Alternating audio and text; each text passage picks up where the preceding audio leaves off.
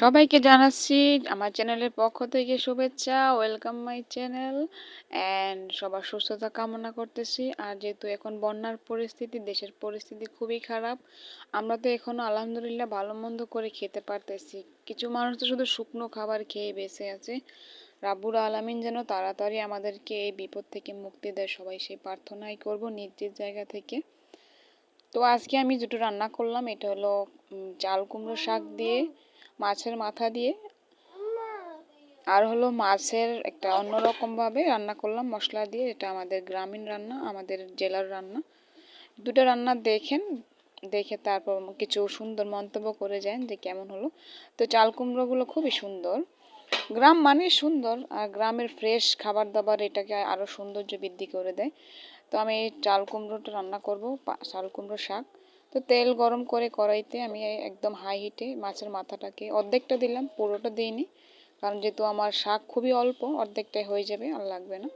তো এটাকে আমি ভালো করে ভেজে তুলে নিলাম। আর কয়েকটা আলু, একটা বড় সাইজের আলু কেটেছি, ওটাকেও ভেজে নিব। একটু হলুদ গুঁড়ো দিয়ে দিব, আর একটু নুন দিয়ে দিছি আমি আগেই।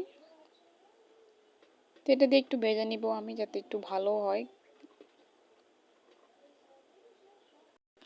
আলুগুলো ভাজা হয়ে গেছে, এবার আমি তুলে নেব।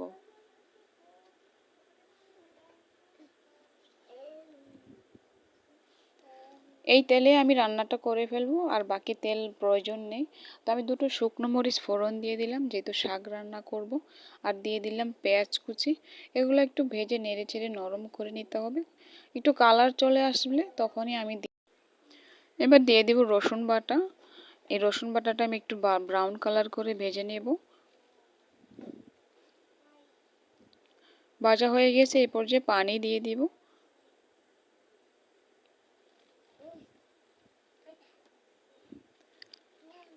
গুঁড়ো মশলাগুলো এক এক করে দিয়ে দিব। হলুদ গুঁড়ো দিয়েছি এবং দিয়ে দিয়েছি মরিচ গুঁড়ো, দিয়েছি জিরের গুঁড়ো, আর একটু আর দিয়ে দিব হলো ধনিয়ার গুঁড়ো। এই মশলাগুলোর সাথে আমি মাছের মাথাটাকেও দিয়ে দিব, স্বাদ মতো নুন দিয়ে দিলাম।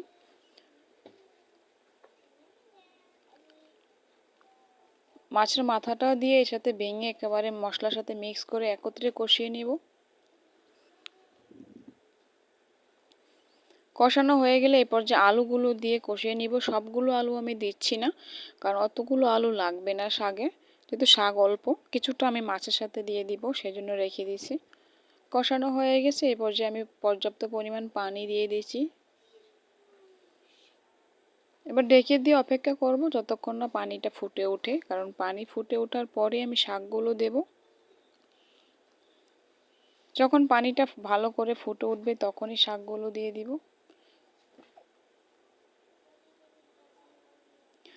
এখানে রান্না আপনার 8-10টা, গ্রামের রান্না 8-10টা হাই সোসাইটির কিচেনের মতো হয় না, রান্নাঘরের মতো হয় না, কারণ ধোঁয়া থাকে। লাটকি চুলা রান্না করলে ধোঁয়াটা থাকে। তো এটা আসলে খারাপ মন্তব্য করার কিছু নেই।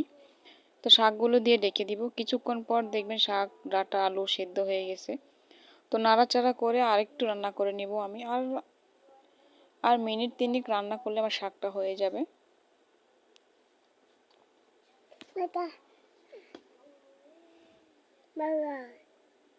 জি মা। হ্যাঁ, শাক রান্না হয়ে গেছে, এবার নামিয়ে নেব। শাকটা নামিয়ে নিলাম। আমি মাছের জন্য মশলা রেডি করে দেখাচ্ছি, কারণ এই মশলাটা আমি রেডি না করে দেখালে হয়তো বা বুঝতে অসুবিধা হতো। ধনিয়া পাতা, কাঁচামরিচ এবং রসুন, আর হলো গিয়ে আপনার পেঁয়াজ, এই সবগুলো উপকরণ আমি শিলপাটে বেটে নেব। আর এই পর্যায়ে কিছু মাছ আছে, সবগুলো তো একত্রে ব্যাগে রেখেছি, তো তাই মাছটা সবগুলোই আমাকে ঢেলে দিতে হয়েছে। বড় যে মাছটা, সেই মাছটাই আজকে রান্না করব, কার্প মাছ। একটু ভালো করে বিভিন্ন রকম ভাবে রান্না করতে হয়, আমার মা এভাবে রান্না করতো, তো আমি সেভাবে আর কি করতেছি।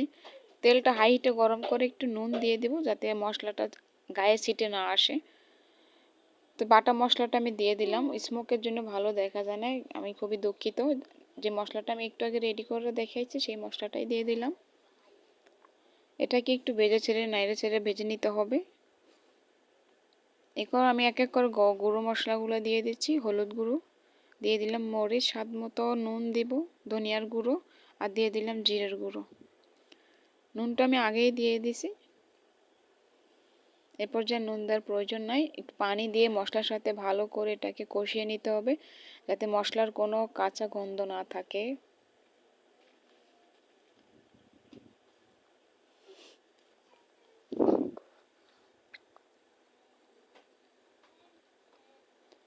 আগে থেকে নুন হলুদ মেখে রেখেছি মাছ, সেই মাছগুলো এক এক করে দিয়ে দিব। মাছগুলো মশলার সাথে, যেহেতু আমি মাছগুলো ভাজি করি নাই, কাঁচা রান্না করতেছি, মশলা উলট পালট করে দিয়ে এটাকে কষাতে হবে একটু লো হিটে সময় নিয়ে। আমি এমনি 3-4 বার মাছটা উল্টিয়ে উল্টিয়ে আস্তে আস্তে করে কষিয়ে নিয়েছি। এই পর্যায়ে আমি ঝোল দিয়ে দিও, যতটুকু আমার প্রয়োজন ততটুকু রাখবো। ভাজা আলুগুলোও দিয়ে দিচ্ছি, ঢাকনা দিয়ে ঢেকে রেখেছিলাম। যেহেতু ঝোলটা এখন কমে আসছে, রান্নাটা হয়ে গেছে, আমি এই পর্যন্ত ঝোল রাখবো। কিছু টালা জিরা উপর দিয়ে দিয়ে দিলাম ভালো সুগন্ধ আসার জন্য। তো রান্না হয়ে গেছে কমপ্লিট। এই আমার মেয়েকে আমি দিচ্ছি, ও তো আবার সাজিয়ে দিতে হয় প্লেট।